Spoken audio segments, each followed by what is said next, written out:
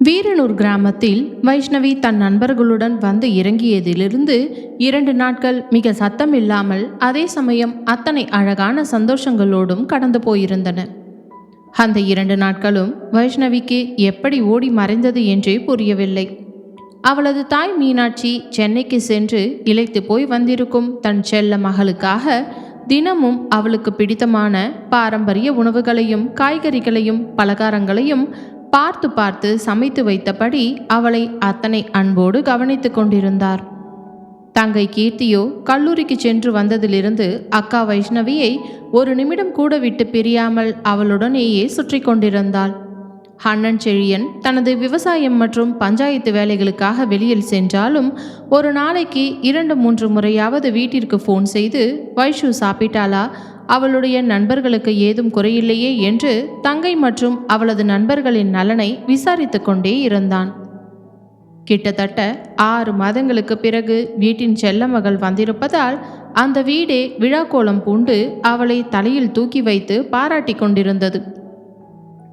அன்று காலை நேரம் சூரியன் மெதுவாக தன் பொன்னிற கதிர்களை பரப்ப தொடங்கி இருக்க, ராகவன் வீட்டின் பிரதான வாசலில் இருந்த பெரிய மாமரத்து நிழலில் நாற்காலிகளை போட்டு ஜாலியாக அமர்ந்திருந்தார்கள் வைஷ்ணவியின் நண்பர்கள். அவளது தோழி ஹரிணி தன் கையில் சுட சுட காஃபி டம்ளரை வைத்து கொண்டு எதிரில் அமர்ந்திருந்த வைஷ்ணவியை பார்த்து தன் புருவங்களை உயர்த்தினாள். ஹே வைஷு, என்னடி ஹரிணி என்று வைஷ்ணவி காஃபியை ஒரு மடக்கு குடித்தபடியே கேட்டாள். நாங்கள் சென்னையிலேருந்து உங்கள் ஊருக்கு வந்து 2 நாள் ஆச்சுடி.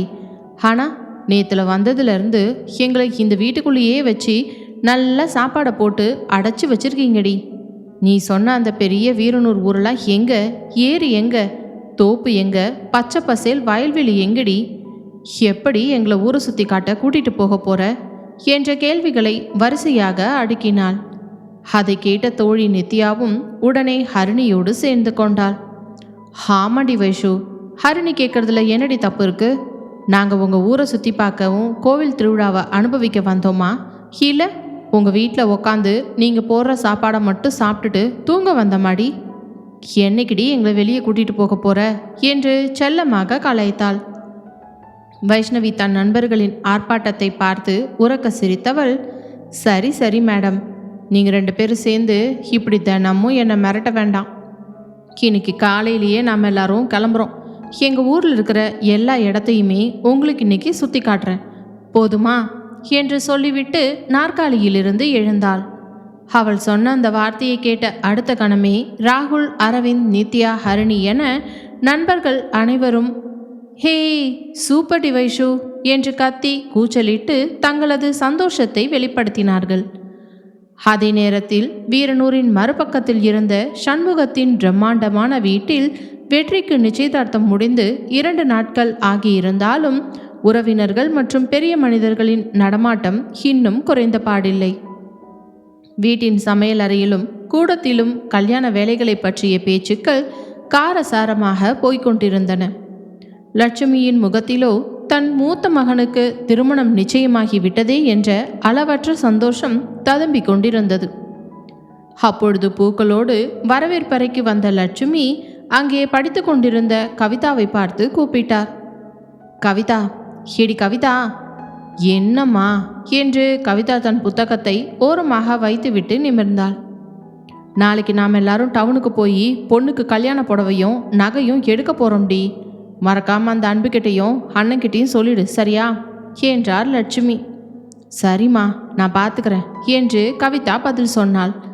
அருகில் நாற்காலியில் அமர்ந்து கணக்கு பார்த்து கொண்டிருந்த தம்பி அன்பு செல்வன் தாயை பார்த்து லேசாக சிரித்தவன், அம்மா எனக்கு என்னவோ ஒரு சந்தேகம்மா. இங்கே என் அண்ணனுக்கு கல்யாணம் ஆகிறத விட உங்களுக்கு தான் சந்தோஷமும் பரபரப்பும் ரொம்ப அதிகமாக இருக்குது போலையே என்று நக்கலாக கலாய்த்தான்.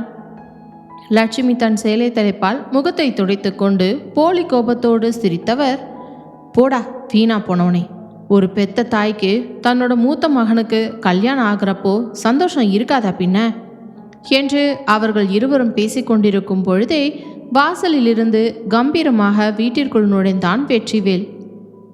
அண்ணனை கண்டதும் அன்பு செல்வன் உடனே நாற்காலியிலிருந்து எழுந்தவன், அண்ணே வந்துட்டியா என்று ஆர்வமாக கேட்க வெற்றி அவனை கூர்மையாக பார்த்து, என்னடா அன்பு, என்ன விஷயம் என்று கேட்டான். இல்லைண்ண, நம்ம கல்யாணத்துக்கு பத்திரிக்கை அடிக்கிறதுக்கு எப்போ நான் ப்ரெஸ்ஸுக்கு நம்ம போக போகிறோம், அப்புறம் யார் யாரெல்லாம் கூப்பிடணும்னு லிஸ்ட்டு போட வேண்டாமா என்று ஆர்வமாக கேட்டான் அன்பு. வெற்றி தன் துண்டை தோளில் உதறி போட்டபடியே எந்தவித உணர்ச்சி மாற்றமும் இல்லாமல் அமைதியான குரலில் சொன்னான். அதெல்லாம் அப்பா கிட்டேயும் அம்மா கிட்டேயும் கேளுடா அன்பு, அவங்க என்ன சொல்கிறாங்களோ அப்படியே செய்யலாம் என்று சொல்லிவிட்டு தன் அறைக்குள்ளே மெதுவாக சென்று விட்டான். அவன் சென்ற வழியையே பார்த்து கொண்டிருந்த அன்பு செல்வன் தன் தலையில் கை வைத்து சிரித்தபடியே, அட பாவமே, இந்த மனுஷனுக்கு இன்னும் 4-5 நாளில் கல்யாணம் நடக்க போகுதுங்கிற ஃபீலிங்கே வரல போலப்பா, ஏதோ ஊர் பஞ்சாயத்துக்கு போகிற மாதிரி அசால்ட்டாக போகிறாரு என்று முணுமுணுத்தான். இங்கே வைஷ்ணவி தனது நண்பர்கள் ஐவரையும் அழைத்து கொண்டு வீரனூர் கிராமத்தை சுற்றி காட்டுவதற்காக வீட்டை விட்டு வெளியே கிளம்பினாள். முதலில் அவர்களை ஊரின் மையப்பகுதியில் இருந்த வரலாற்று சிறப்புமிக்க பெரிய சிவன் கோவிலுக்கு அழைத்து சென்றாள். அடுத்த சில நாட்களில் கோவில் திருவிழா தொடங்கவிருப்பதனால் கோவில் வளாகம் முழுவதும் பிரம்மாண்டமான முறையில் அலங்கரிக்கப்பட்டு கொண்டிருந்தது. பிரதான கோபுரத்திலிருந்து வெளிப்பிரகாரம் வரை வண்ண வண்ண மின்விளக்கு தோரணங்கள் கட்டப்பட்டு கொண்டிருந்தன. தற்காலிக மண்டபங்கள் அமைக்கும் வேலைகளும் ஒளிப்பெருக்கிகள் கட்டும் வேலைகளும் அங்கு விறுவிறுப்பாக நடந்து கொண்டிருந்தன. எங்கெங்கும் திருவிழாவின் அந்த புனிதமான கலை கட்டியிருந்தது. தோழி ஹரிணி தன் கண்களை விரித்து ஆச்சரியத்தோடு சுற்றிலும் பார்த்தவள், வாவ் வைஷு, இவ்வளோ பெரிய பிரம்மாண்டமான திருவிழாவாடி உங்கள் ஊரில் நடக்கும், பார்க்கவே செம்ம கெத்தாக இருக்குதுடி என்றாள். வைஷ்ணவி தன் தலையை சிலிர்த்து கொண்டு பெருமையாக சொன்னாள். ஹலோ மேடம், இது இன்னும் ஆரம்பமே ஆகலடி. திருவிழா கொடியேற்றினதுக்கப்புறம் நாளைக்கு வந்து பார், இந்த ஊரில் கால் வைக்க கூட இடம் இருக்காது, அந்த அளவுக்கு கூட்டம் அலமோதும் என்று கெத்தாக சொன்னாள். கோவிலை சுற்றி பார்த்த பிறகு அவர்கள் அனைவரும் ஊரின் எல்லையில் இருந்த பெரிய ஏரிக்கரையை நோக்கி நடந்தார்கள். ஏரிக்கரைக்கு வந்ததும் குளிர்ந்த காற்று அவர்களின் முகத்தில் சுகமாக மோதியது. பறந்து விரிந்திருந்த அந்த ஏரி நீரில் மேலிருந்த சூரியனின் ஒளிக்கீற்றுகள் பட்டு தங்கம் போல மின்னுவது போல காட்சியளித்தது. பின்சீட்டில் வந்த ராகுல் ஏரியின் அழகை பார்த்து வியந்து மெதுவாக சொன்னான். ஹேய் ஃப்ரெண்ட்ஸ், இங்கே அமைதியான இடத்துல மட்டும் ஒரு வாரம் வந்து தங்கினா போதுண்டா, மனசில் இருக்கிற மொத்த டென்ஷனும் பஞ்சா பறந்து போயிடும். அதை தாண்டா நானும் சொல்கிறேன், எங்கள் ஊர் காற்றுக்கும் இயற்கைக்கும் ஈடு இணையே கிடையாதுடா என்று வைஷ்ணவி தன் ஊரை பற்றி பெருமையாக சொன்னாள். அவள் தன் சொந்த ஊரை பற்றி பேசும்போது அவளது முகத்தில் தெரிந்த அந்த அளவற்ற பெருமையையும் கண்கள் மின்னிய அழகையும் கார்த்திக் உட்பட அனைவரும் ரசித்து பார்த்தார்கள். சிறிது நேரத்திற்கு பிறகு அவர்கள் அனைவரும் வீரனூரின் பிரதான அடையாளமான பறந்து விரிந்த வயல்வெளி இருக்கும் பகுதியை நோக்கி நடந்தார்கள். கண்ணுக்கு எட்டிய தூரம் வரை பச்சை பசேல் என அலைபாய்ந்த நெற்பயிர்கள், தூரத்தில் கம்பீரமாக நின்று கொண்டிருந்த தென்னை மரத்தோப்புகள், வயலில் இறங்கி சேற்றில் உழைத்து கொண்டிருந்த கிராமத்து விவசாயிகள். அந்த கிராமத்து பசுமையான காட்சி காங்கிரீட் கட்டிடங்களையே வளர்ந்த அந்த சென்னை நண்பர்களுக்கு முற்றிலும் புதிதாகவும் மனதிற்கு அத்தனை இதமாகவும் இருந்தது. நித்யா சுற்றிலும் பார்த்தபடி மெதுவான குரலில் கேட்டாள்.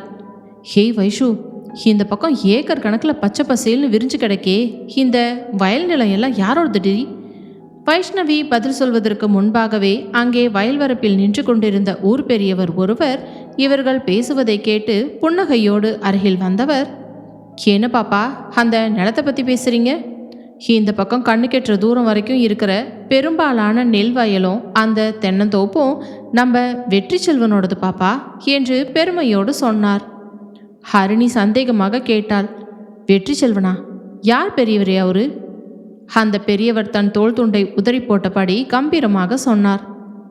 என்ன பாப்பா இப்படி கேட்டுட்டீங்க?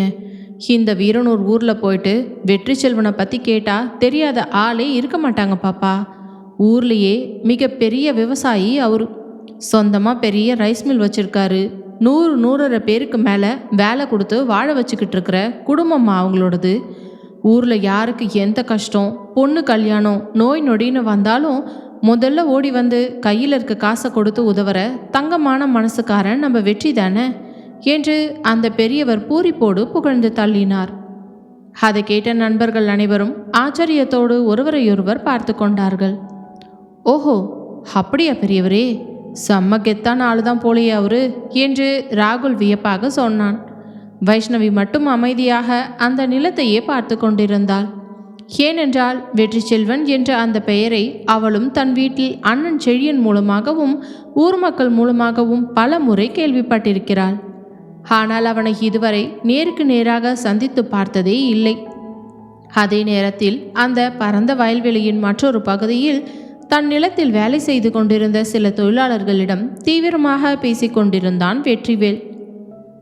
பாண்டியனை, இந்த தெற்கு காட்டு வரப்பில் வேலை செய்கிற ஆளுங்களை யாரும் செருப்பு போட்டுட்டு இறங்கி நடக்கக்கூடாதுன்னு தெளிவாக சொல்லிடுங்க. விவசாயம் பண்ணுற நிலம் நமக்கு சோறு போடுற சாமிக்கு சமம். கவனமாக வேலையை பாருங்க என்று தன் கம்பீரமான குரலில் சொல்லி கொண்டிருந்தான். ஆமாம், விவசாயத்தை தன் உயிராக நேசிப்பவன் வெற்றி. அவனுக்கு அந்த நெற்பயிர்களும் அந்த மண் வரப்புகளும் வெறும் செடிகளோ நிலமோ அல்ல. அவனது வாழ்க்கை, அவனது மூச்சு, அவனது அடையாளம். மாலை நேரம் ஊரை சுற்றி பார்த்துவிட்டு வீட்டிற்கு திரும்பிய வைஷ்ணவியும் அவனது நண்பர்களும் வரவேற்பறையில் அமர்ந்து அன்றைய கிராமத்து பயணத்தை பற்றியே சிலிர்ப்போடு பேசிக்கொண்டிருந்தார்கள். வைஷு, உண்மையிலேயே உங்கள் ஊர் ரொம்ப ரொம்ப சூப்பர் டி, எனக்கு ரொம்ப பிடிச்சிருக்கு என்று ஹரிணி பரவசமாக சொன்னாள். ஆமாடி வைஷு, நாளைக்கும் நாம் கண்டிப்பாக வெளியே போகணும் என்று நித்யாவும் ஆசையோடு கூறினாள். வைஷ்ணவியோ புன்னகைத்து, கண்டிப்பாக போலாண்டி, நாளைக்கு உங்களை அந்த வயல்வெளி பக்கம் இன்னும் உள்ளே கூட்டிகிட்டு போய் எங்கள் குடும்பத்தோட நிலத்தையும் சுற்றி காட்டுறேன் என்று உற்சாகமாக சொன்னாள். ஆனால் அவளுக்கே தெரியாது, நாளைக்கு வயல்வெளிக்கு போகலாம் என்று அவள் சொன்ன அந்த ஒற்றை வார்த்தை தான் விதி அவளுக்காக போட்டிருந்த அடுத்த மாசான நகர்வு என்று. ஏனென்றால் நாளை அவள் காலடி எடுத்து வைக்க போகும் அந்த வயல் வரப்பில்தான் கம்பீரமான வெற்றிவேலும் தொடுக்குத்தனமான வைஷ்ணவியும் முதல் முறையாக நேருக்கு நேர் சந்திக்கப் போகிறார்கள். அந்த முதல் சந்திப்பு அவர்கள் இருவரின் வாழ்க்கையையும் விதியையும் மொத்தமாக புரட்டி போட போகிறது என்பதை அப்பொழுது அங்கே இருந்த யாருமே அறிந்திருக்கவில்லை. அடுத்த நாள் அதிகாலை பொழுது வீரனூர் கிராமம் முழுவதுமே ஒரு திருவிழா கொண்டாட்ட மனநிலைமைக்குள் மெல்ல மெல்ல மாறத் தொடங்கியிருந்தது. வீட்டிற்கு வெளியே வந்தாலே எங்கு பார்த்தாலும் ஒரே மனிதர்களின் நடமாட்டமும் பரபரப்பும் தான். பிரதான கோவிலை நோக்கி பட்டுச்சேலைகளிலும் வேஷ்டி சட்டைகளிலும் கூட்டமாக நடந்து செல்லும் மக்கள், தங்கள் வீடுகளின் வாசல்களை சுத்தம் செய்து பெரிய பெரிய வண்ண ரங்கோலி கோலங்களை போட்டு கொண்டிருக்கும் பெண்கள், ஆங்காங்கே பட்டாசு வெடிக்கும் சத்தமும் ஒளிப்பெருக்கிகளில் ஒலித்து கொண்டிருக்கும் பக்தி பாடல்களும் கிராமத்தையே விழோக்காலமாக மாற்றியிருந்தன. ஆனால் இன்றைய நாளுக்காக வீட்டின் மற்றவர்களை விடவும் அதிக உற்சாகத்தோடும் எதிர்பார்ப்போடும் இருந்தது வைஷ்ணவியின் நண்பர் கூட்டம்தான். காரணம், நேற்று பார்த்த ஊரின் மேலோட்டமான இடங்களை விட இன்று கிராமத்தின் இன்னும் ஆழமான பசுமையான உட்பகுதிகளை நேரில் சென்று பார்க்கப் போகிறார்கள். வைஷு, ஹி வைஷு என்று வீட்டின் திண்ணையிலிருந்து கூச்சலிட்டாள் நித்யா. எவ்வளோ நேரண்டி கிளம்புறதுக்கு எடுத்துப்ப? நாங்கள்லாம் 1/2 மணி நேரமாக வாசலில் காத்துக்கிட்டு இருக்கோம் என்று அழுத்து கொண்டாள். இதோ வந்தாச்சுடி என்ற குரலுடன் வீட்டின் உள்கூடத்திலிருந்து வெளியே வந்தாள் வைஷ்ணவி. அடர் நீல நிற சுடிதாரில் எளிமையான அலங்காரத்தோடு அத்தனை லட்சணமாக நடந்து வந்த வைஷ்ணவியை பார்த்ததும் ஹரிணி தன் புருவங்களை உயர்த்தி நக்கலாக சிரித்தவள், வாவ், என்னடி வைஷு இது, ஊருக்கு வந்து ஒரே நாளில் இவ்வளோ அடக்க ஒடுக்கமான பொண்ணாக மாறிட்ட போல. சென்னையில் இருக்கும்போது போட்டுட்டு சுற்றுவியே அந்த மாடர்ன் ஜீன்ஸும் டாப்பும் எங்கடி என்று கிண்டலாக கேட்டாள். வைஷ்ணவி தன் தோழியை பார்த்து உரக்க சிரித்தவள், அடியே ஹரிணி, என் அம்மா மீனாட்சி முன்னாடி அந்த ஜீன்ஸ் ட்ரெஸ்ஸை எல்லாம் போட்டால் என்னை உயிரோடவே விடமாட்டாங்கடி. கிராமத்து வீட்டில் இருந்தால் இந்த சுடிதார் தான் சேஃப் என்று சொன்னாள். அதை கேட்டதும் அங்கிருந்த நித்யா, ராகுல், அரவிந்த், கார்த்திக் என அனைவரும் சிரித்தார்கள். அப்பொழுது மாடிப்படிக்கட்டிலிருந்து ஓடி வந்தாள் கீர்த்தி. அக்கா, வைஷுக்கா. என்னடி கீர்த்தி?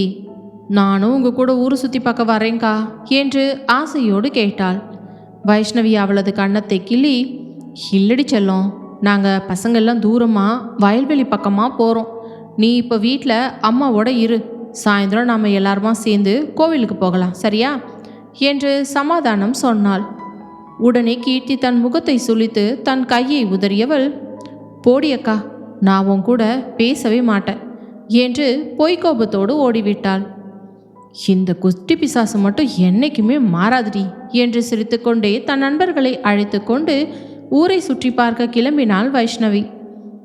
ராகவனின் வீட்டை விட்டு சிறிது தூரம் நடந்து சென்றதுமே அந்த நகரத்து நண்பர்களின் உற்சாகமும் கூச்சலும் இன்னும் பல மடங்கு அதிகமானது.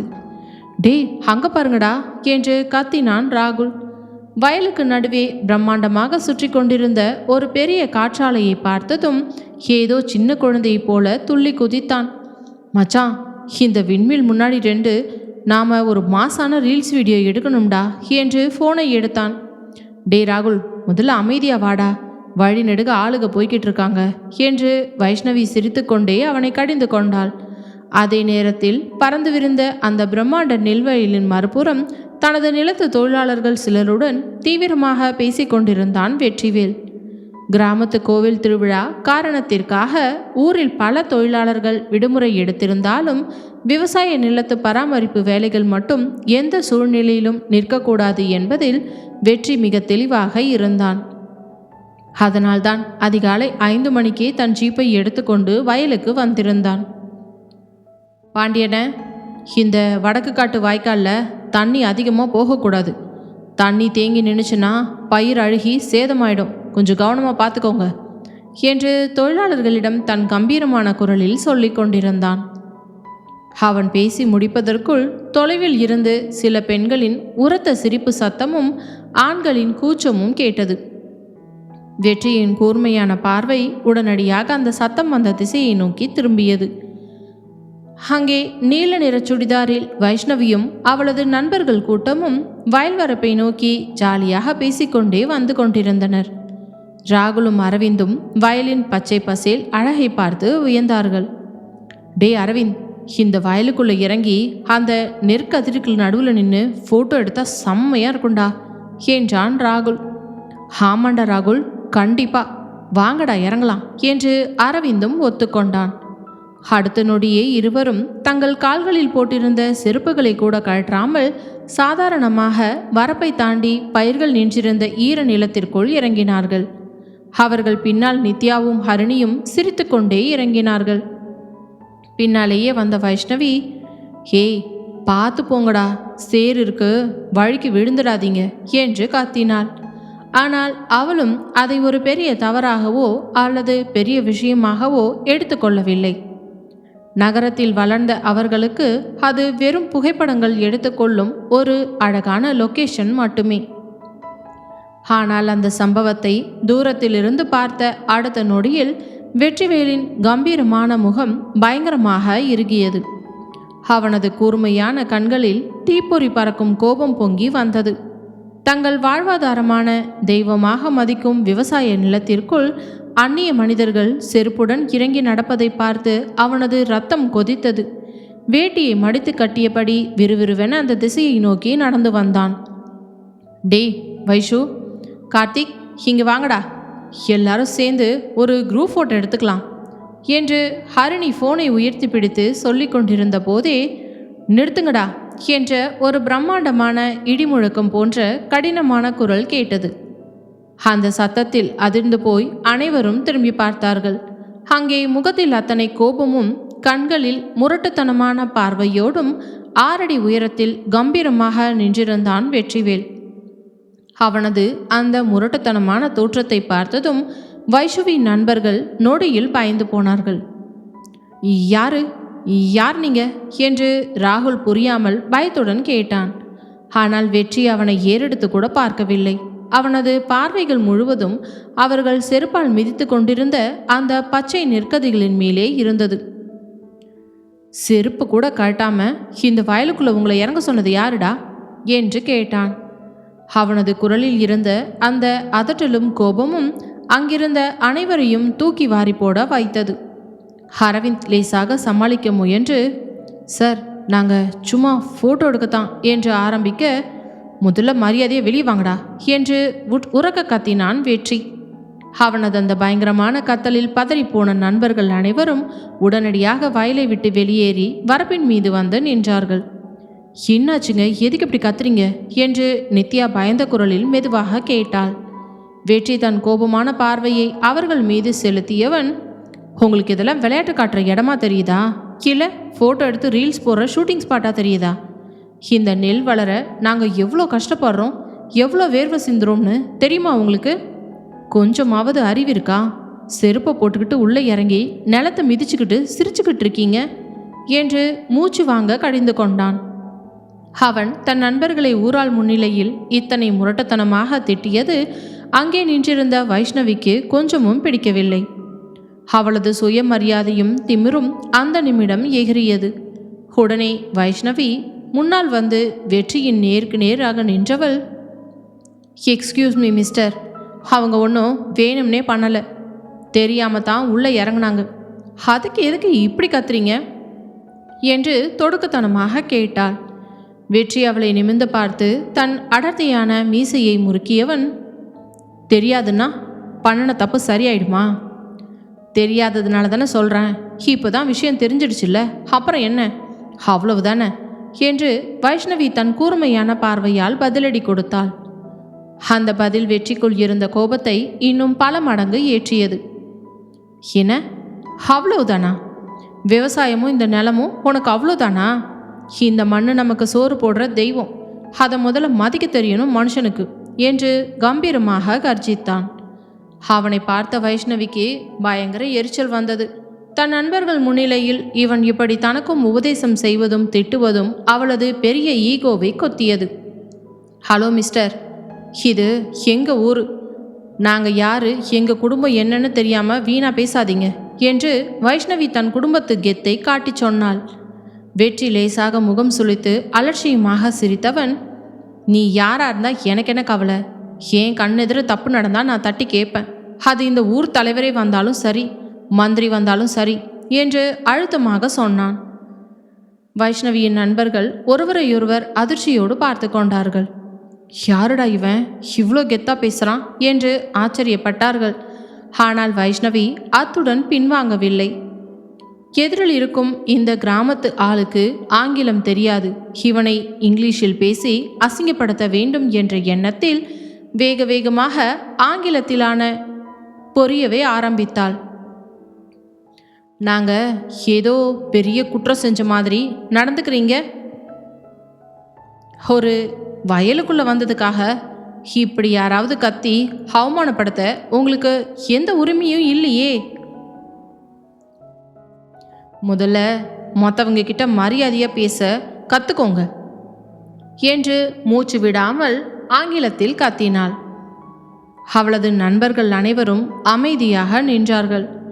ஏனென்றால் வைஷ்ணவி இப்படி கோபத்தில் ஆங்கிலத்தில் பேசத் தொடங்கிவிட்டால் அவளை யாராலும் நிறுத்த முடியாது என்று அவர்களுக்கு தெரியும்.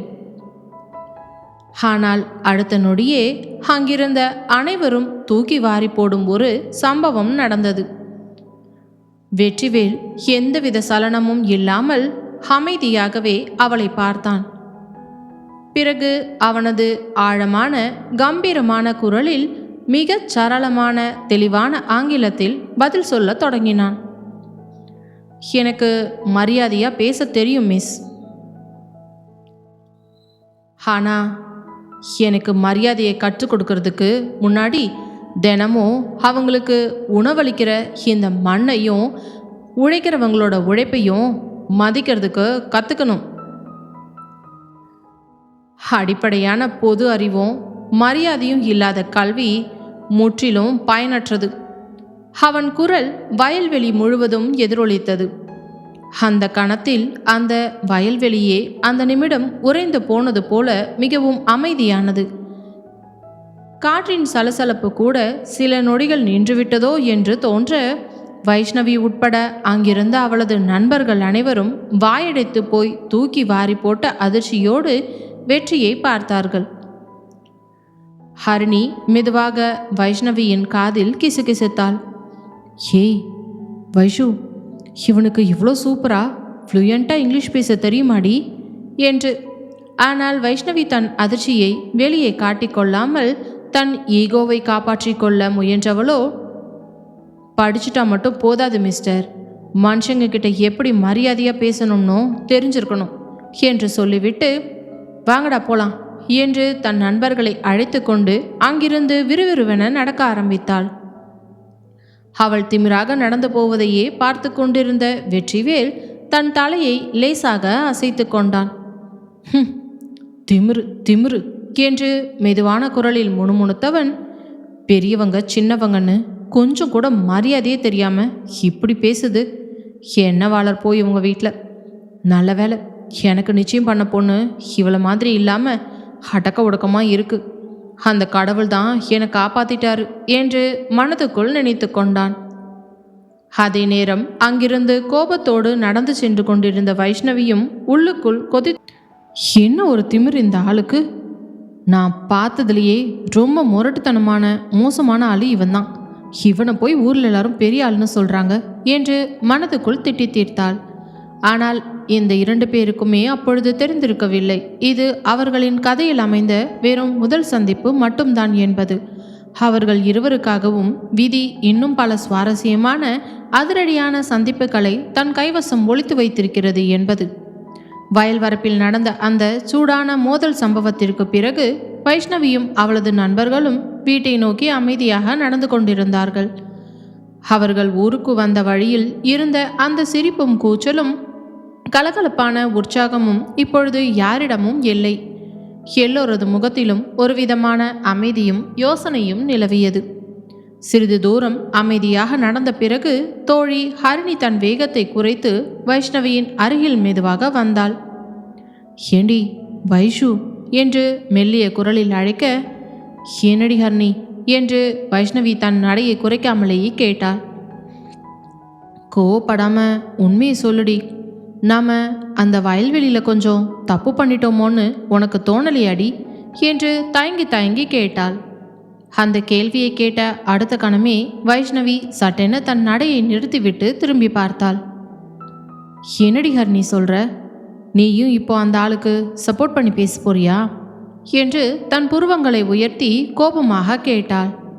ஹரிணி அவளது கையை பிடித்து கொண்டு, அப்படி இல்லடி வைஷு, அவனோட கோபமும் திட்டின விதமும் கண்டிப்பாக தப்பு தான், அதை நான் இல்லைன்னு சொல்லலை. ஆனால் அவன் சொன்ன அந்த விஷயத்தில் கொஞ்சம் நியாயமும் உண்மையும் இருந்துச்சுல்லடி. நாம் செருப்பு கழட்டாமல் நிலத்தில் இறங்குனது தப்பு தானடி என்று நிதானமாக சொன்னாள். உடனே பின்னால் வந்த ராகுலும் ஹரிணிக்கு ஆதரவாக பேசினான். ஆமாண்டி வைஷு, ஹரிணி சொல்கிறதுல தான் நியாயம் இருக்குது. நாம் சிட்டியிலேயே இருந்து பழகிட்டதுனால எதையும் யோசிக்காமல் செருப்போடு வயலுக்குள்ளே இறங்கிட்டோம். விவசாயத்தை தெய்வமாக நினைக்கிற ஊரில் அவங்க கோபப்படுறதுல தப்பு இல்லடா. நண்பர்கள் இருவருமே அவனுக்கு ஆதரவாக பேசுவதை கேட்டதும் வைஷ்ணவியின் முகம் பயங்கரமாக இறுகியது. என்னடா எல்லாரும் இப்படி பேசுகிறீங்க, நீங்கள் அந்த விஷயத்தை மட்டும்தான் பார்ப்பீங்களா? அவன் அத்தனை தொழிலாளர்கள் முன்னாடியும் நம்மளை நிறுத்தி வச்சு எப்படி அசிங்கமாக பேசினான்றத மறந்துட்டீங்களா? மரியாதை இல்லாமல் எல்லாரையும் ஒருமையில் திட்டி அறிவுரை வேற சொல்கிறான், அது சரியாடா என்று தன் சுயமரியாதை பாதித்ததை நினைத்து கோவப்பட்டாள். அவள் கேட்ட கேள்விகளுக்கு ராகுலோ ஹர்னியாலோ பதில் சொல்ல முடியவில்லை. ஏனென்றால் வெற்றியின் பேச்சில் முரட்டுத்தனமும் கடுமையும் இருந்தாலும் அவன் சொன்ன அடிப்படை விஷயம் உண்மைதான் என்பது அவர்களுக்கும் புரிந்திருந்தது. அந்த இடத்தின் தீவிரத்தை புரிந்து கொண்ட நித்யா உடனே குறுக்கிட்டு பேச்சை மாற்றினாள். சரி விடுங்கடா, நாம் ஊர் திருவிழாவை சந்தோஷமாக அனுபவிக்கிறதுக்காக வந்திருக்கோம். தேவையில்லாமல் அந்த ஒரு ஆளை பற்றியே பேசி நம்ம மூட கெடுத்துக்க வேண்டாம் என்று சமாதானமும் சொன்னாள். அதற்கு பிறகுதான் அந்த நண்பர்கள் கூட்டம் கொஞ்சம் இயல்பு நிலைக்கு திரும்பியது. ஆனால் வைஷ்ணவியின் மனதுக்குள் மட்டும் அந்த முறுக்கு மீசைக்கார வெற்றியின் முகம் மீண்டும் மீண்டும் வந்து கொண்டே இருந்தது. அவனது கம்பீரமான அந்த தோற்றம், அந்த கூர்மையான கோப பார்வை, அவனது திமிரான பேச்சு, அதையெல்லாம் விட தான் அவனை ஆங்கிலத்தில் பேசி அசிங்கப்படுத்த நினைத்த பொழுது அவளை விட சரளமாக கம்பீரமான ஆங்கிலத்தில் அவன் திருப்பி அடித்த அந்த வார்த்தைகள், அதை நினைக்கும் போதெல்லாம் அவளுக்குள் ஒரு விதமான எரிச்சலும் ஈகோவும் பொங்கி வந்தது. கிராமத்தில் இருக்கிறவங்களுக்கெல்லாம் இங்கிலீஷ் தெரியாதுன்னு உனக்கு யாரடி சொன்னா? என்று அவளது மனசாட்சி அவளை பார்த்து கிண்டலாக கேட்பது போலவே இருந்தது. சும்மா இருணி என்று தனக்குத்தானே முணுமுணுத்து கொண்டு தலையை சிலிர்த்து கொண்டாள் வைஷ்ணவி. அதே நேரத்தில் வயலில் தொழிலாளர்களுக்கு உத்தரவுகளை கொடுத்துவிட்டு தனது கருப்பு நிற ஜீப்பில் வீட்டிற்கு திரும்பிக் கொண்டிருந்தான் வெற்றிவேல். கையில் ஸ்டேரிங்கை பிடித்து கொண்டு வண்டியை ஓட்டிக் கொண்டிருந்தாலும் அவனது மனம் அமைதியாக இல்லை. இன்று பார்த்த அந்த பெண்ணின் முகமும் அவளது பேச்சும் தான் அவனது எண்ண அலைகளில் ஓடிக்கொண்டிருந்தது. இது எங்க ஊர், நாங்க யாருன்னு தெரியாம பேசுறீங்க என்று அவளது கூர்மையான கண்கள் மின்ன அவனிடம் திமிராக பேசிய அந்த விதம் அவனுக்கு கொஞ்சமும் பிடிக்கவில்லை. சரியான திமிரு பிடிச்ச பொண்ணு, என்ன வளர்ப்போ இவங்க வீட்டில் என்று தலையசைத்து கடுப்பானான். ஆனால் அடுத்த நொடியே அவன் அறியாமல் அவனுக்குள் இன்னொரு எண்ணமும் தோன்றியது. ஆனா அந்த பொண்ணுக்கிட்ட ஒரு தைரியம் இருக்கு. தான் பார்த்த பெரும்பாலான கிராமத்து பெண்கள் பெரியவர்களையோ அல்லது தன் முரட்டுத்தனமான கோபத்தையோ பார்த்தாலே பயந்து தலை குனிந்து விடுவார்கள். ஆனால் இந்த பெண் மட்டும் தன் கண்களை நேருக்கு நேராய் நோக்கி எந்த பயமும் இல்லாமல் துணிச்சலாக பதிலடி கொடுத்தது அவனுக்குள் கோபத்தையும் அதே நேரத்தில் ஒரு சிறிய ஆச்சரியத்தையும் ஒரே நேரத்தில் கொடுத்திருந்தது.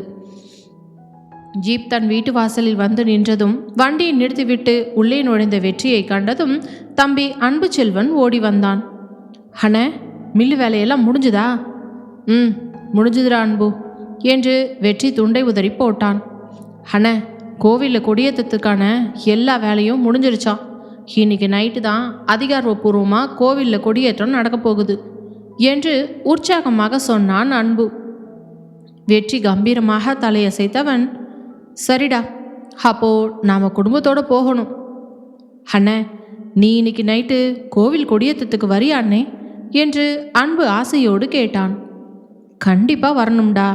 ஊர் திருவிழாவோட முக்கிய ஆரம்பமே கொடியேற்றம்தான். நாம தான் முன்னாடி நிற்கணும் என்று வெற்றி ஆழமான குரலில் சொன்னான். மாலை நேரம் வீரனூர் ஸ்ரீ தர்மசாஸ்தா கோவில் வளாகம் முழுவதும் ஆயிரக்கணக்கான ஊர் மக்களால் நிரம்பி வழிந்தது. கோவில் பிரகாரங்கள் முழுவதும் வண்ண வண்ண மின்விளக்குகளால் ஜொலித்தன.